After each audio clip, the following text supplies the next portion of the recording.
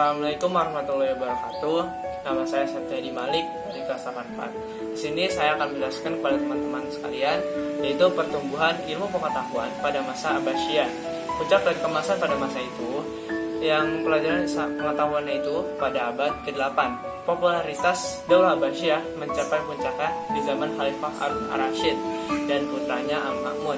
Kekayaan negara banyak dimanfaatkan Harun ar-Rasyid untuk keperluan didirikannya rumah sakit, lembaga pendidikan dokter, farmasi, dan lain sebagainya. Di samping itu, pemandian umum juga dibangun. Bidang kesejahteraan, sosial, kesehatan, pendidikan, dan lainnya berada pada zaman kemasan.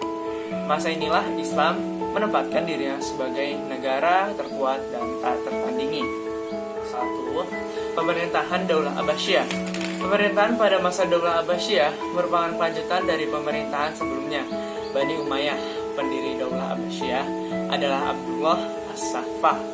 Para pemerintahan yang diterapkan oleh Daulah Abbasiyah yang berbeda-beda sesuai dengan pertumbuhan politik, sosial, dan budaya. Kekuasaannya berlangsung cukup panjang dari tahun 750 Masehi sampai 1280 Masehi. Berdasarkan perubahan nilai pemerintahan dan politik, para sejarawan pembagian menjadi 5 periode. Periode pertama, pengaruh Persia pertama. Periode kedua, pengaruh Turki pertama. Periode ketiga, pengaruh Turki kedua. Dan periode keempat, pengaruh Persia kedua. Dan kelima, yaitu masa khalifah bebas dari pengaruh dinasti lain.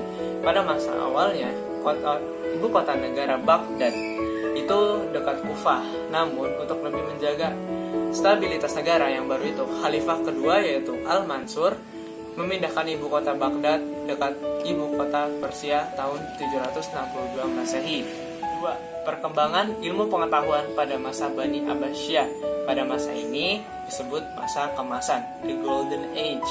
Bagi umat Islam, pada masa itu telah mencapai puncak kemuliaan, baik dalam bidang ekonomi, peradaban, kekuasaan.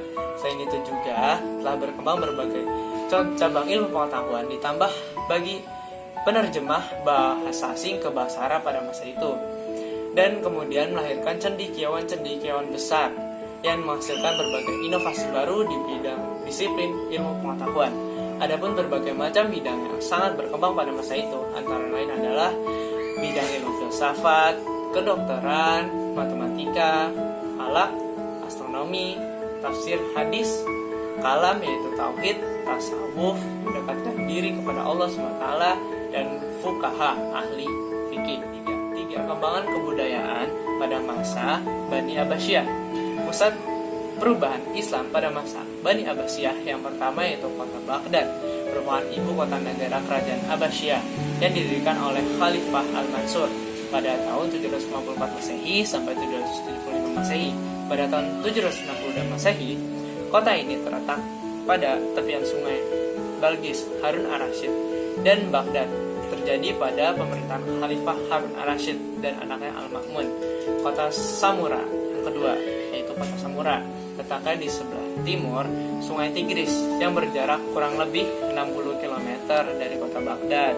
Di kota ini terdapat 17 istana mungil yang menjadi contoh bangunan Islam di masa itu. Kemajuan yang dicapai tidak hanya mencakup kepentingan sosial saja, tetapi juga semua aspek kehidupan pada masa saat itu. Dan inilah yang bisa saya sampaikan kepada teman-teman semua. Billahi taufiq wal hidayah. Wassalamualaikum warahmatullahi wabarakatuh.